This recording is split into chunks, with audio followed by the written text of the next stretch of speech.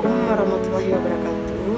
Perkenalkan, saya Ratisa Putri, mahasiswi S1 Keperawatan Stikes Mercu Bakti Jaya Padang. Nah, di sini saya akan menampilkan hasil kritikal analisis saya yang berjudul Analisis Efektivitas Pemberian Madu dan Air Kelapa Hijau terhadap penurunan frekuensi diare pada anak usia sekolah 6-12 tahun. Nah, di sini saya tidak akan memperpanjang waktu, saya lanjut saja untuk mempresentasikan hasil kritikal analisis saya.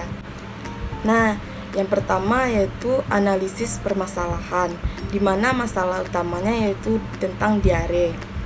Yaitu diare adalah kehilangan cairan dan elektrolit secara berlebihan yang terjadi karena frekuensi 1 kali atau lebih buang air besar dengan bentuk tinja yang encer. Kemudian, biasanya diare ini disebabkan oleh berbagai bakteri, virus, dan parasit, dan infeksi dapat menyebar melalui makanan atau air minum yang terkontaminasi dari kebersihan lingkungan yang buruk. Kemudian, data angka kejadian diare, yaitu diare termasuk penyakit dengan prevalensi yang cukup tinggi di dunia dan salah satu penyebab kematian pada anak, yaitu sekitar 2 miliar penyakit diare setiap tahunnya dan mencapai 18% setelah penyakit pneumonia. Sebanyak 1,9 juta anak lebih dari 5 tahun meninggal akibat diare ini. Kemudian data dari WHO menyebutkan bahwa tahun 2017 menyatakan hampir 1,7 miliar kasus diare terjadi pada anak dengan angka kematian sekitar 525.000 pada anak setiap tahunnya. Kemudian di Indonesia, diare tahun 2016 terjadi kejadian luar biasa, yaitu dengan jumlah penderita 190 orang dan kematian 6 orang dengan atau CVR sebanyak 3,04%. Kemudian 5 provinsi tertinggi yang memiliki insiden diare pada anak yaitu adalah Papua, di mana 15,2%, Sumut 15%, Nusa Tenggara Barat 14,8%, Kalimantan Barat 14,5%, dan Jawa Barat 14%, itu menurut data Riskesdas tahun 2020.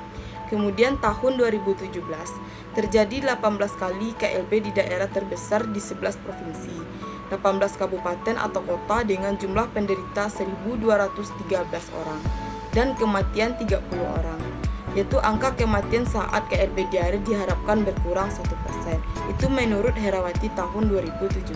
Kemudian data dari Dinas Kesehatan Kota Padang menyebutkan bahwa Sumatera Barat berada pada urutan ke-10 dari 33 provinsi dengan prevalensi total pasien diare yang mengalami peningkatan dan penurunan dari tahun 2013 yaitu sebanyak 18,5% dan sebanyak 12,3% di tahun 2018.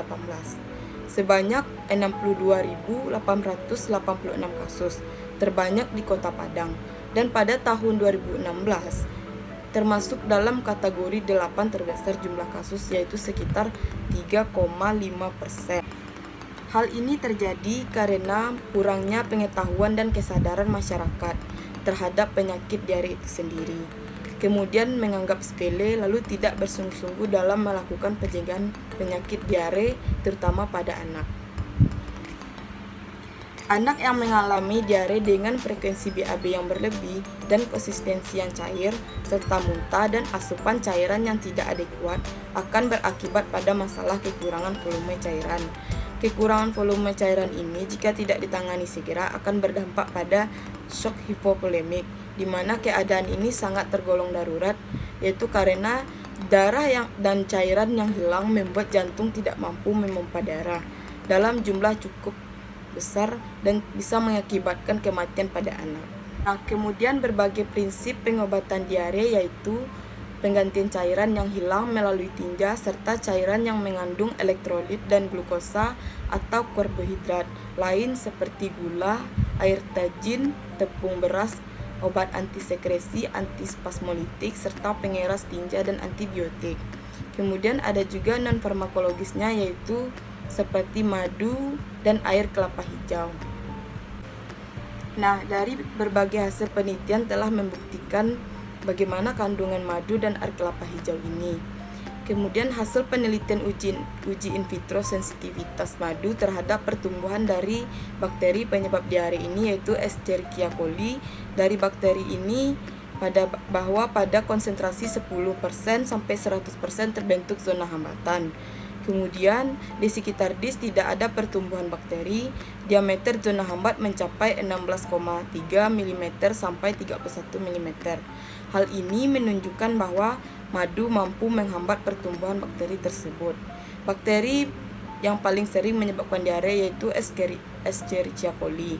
Kemudian kandungan pH yang rendah di dalam madu terbukti saat keasaman tersebut dapat menghambat pertumbuhan bakteri patogen di dalam usus maupun di lambung.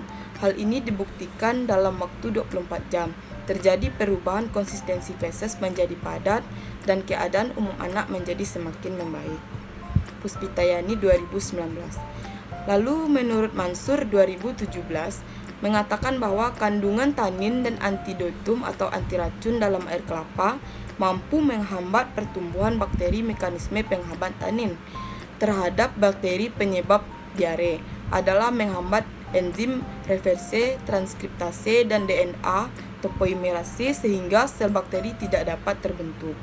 Selain itu, tanin memiliki antifasi antibakteri yang berhubungan dengan kemampuannya untuk menginaktifkan enzim dan mengganggu transport protein pada lapisan dalam sel. Disinilah senyawa tanin pada air kelapa sangat mampu berperan sebagai penghambat pertumbuhan salah satu bakteri penyebab diare ini. Nah, pada penelitian sebelumnya, yaitu oleh Fatimah 2015, hasil penelitiannya berdasarkan uji Wien-Whitney U-test didapatkan hasil hitung kurang nilai signifikan yaitu 0,032 kurangnya dari 0,05. Pada kelompok eksperimen yang diberikan madu, penurunan frekuensi diare sebagian besar cepat, yaitu sekitar 65%. Kemudian oleh Rahmi tahun 2015 yaitu perbandingan efektivitas terapi madu dengan oralit terhadap penurunan frekuensi diare akut pada anak juga menunjukkan hasil yang signifikan, yaitu madu sangat berpengaruh terhadap frekuensi diare secara statistik. Kemudian penelitian yang dilakukan oleh Lizawati tahun 2015 yaitu tentang efektivitas oralit dan air kelapa hijau terhadap frekuensi diare pada anak usia sekolah didapatkan hasil signifikan dan dibuktikan secara statistik. Kelompok air kelapa hijau yaitu secara statistik mendapatkan hasil 14,25% lebih besar dari kelompok oralit yaitu sekitar 6,75 yang bermakna kelompok air kelapa hijau lebih efektif dibandingkan kelompok oralit. Kemudian dari hasil penelitian yang dilakukan oleh Arif Mulyanto tahun 2018 yaitu berdasarkan uji kualitatif air kelapa hijau memiliki kemampuan antimikroba terhadap bakteri penyebab diare. Dan penelitian yang dilakukan oleh Daniel tahun 2019 hasil penelitian yang menunjukkan adanya daya hambat kelapa terhadap pertumbuhan bakteri penyebab diare, di mana dijelaskan dalam penelitiannya air kelapa ini mengandung peptida CNAMP, yaitu peptida ini dapat menghambat pertumbuhan beberapa jenis bakteri penyebab diare dengan melisiskan dinding bakteri yang mengandung lipid kemudian merusaknya sehingga bakteri tersebut mati dan tidak dapat tumbuh lagi. Nah, tujuan critical analysis ini yaitu menganalisis dan memaparkan secara ilmiah bagaimana efektivitas pemberian madu dan air kelapa hijau terhadap penurunan frekuensi diare pada anak usia sekolah 6-12 tahun. Penelusurannya melakukan berbagai sumber-sumber dan referensi secara ilmiah.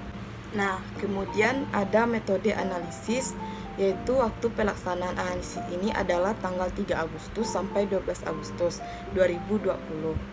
Lalu strategi penelusuran sumber atau referensi ilmiah adalah dengan cara mencari buku dan jurnal penelitian.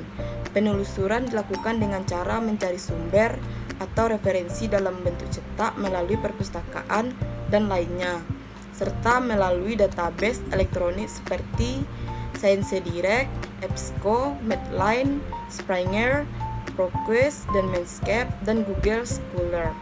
Sumber dan referensi ilmiah yang ditelusuri dalam bahasa Indonesia dan bahasa Inggris, serta dalam bentuk buku, full text, dan bukan ke studi. Nah, kemudian pada hasil analisis, pada anak yang mengalami diare dengan frekuensi BAB yang berlebih dan cair, kemudian muntah dan asupan cairan yang tidak adekuat akan berdampak pada masalah kekurangan volume cairan. Jika tidak ditangani segera, akan mengakibatkan shock hipovolemik dan serta kematian, malnutrisi, anak menjadi kekurangan gizi, imunitas tubuhnya akan terganggu, dan dapat berisiko tinggi mengalami komplikasi, serta mengancam jiwa, serta anak akan terhambat pertumbuhan dan perkembangannya. Nah, pada frekuensi BAB yang berlebih pada diare ini dapat diatasi dengan cara non-farmakologis yang telah dibuktikan oleh beberapa penelitian dengan berfokus pada intervensi dan dapat menimbulkan respon terhadap BAB diare, yaitu dengan mekanisme kerja sebagai penghambat pertumbuhan bakteri, penyebab diare, serta memiliki karakteristik anti jamur, antibakteri, antivirus, dan dipercaya memperbaiki fungsi pencernaan, yaitu dengan pemberian madu dan air kelapa hijau. Nah, berdasarkan pemaparan hasil analisis yang telah saya lakukan dengan merujuk kepada berbagai sumber ilmiah yang terpercaya, pemberian madu dan air kelapa hijau ini dapat mengurangi frekuensi diare pada anak usia sekolah. Di samping itu, penelitian ini lebih lanjut diperlukan memperkuat teori yang ada. Penelitian ini diharapkan dapat memberikan bukti yang nyata bahwa pemberian madu dan air kelapa hijau ini dapat mengurangi frekuensi diare pada anak usia sekolah. Baiklah, itulah hasil presentasi dari critical analisis saya. Kalau ada salah dan janggalnya, saya mohon maaf. Wabillahi taufiq hidayah. Assalamualaikum warahmatullahi wabarakatuh.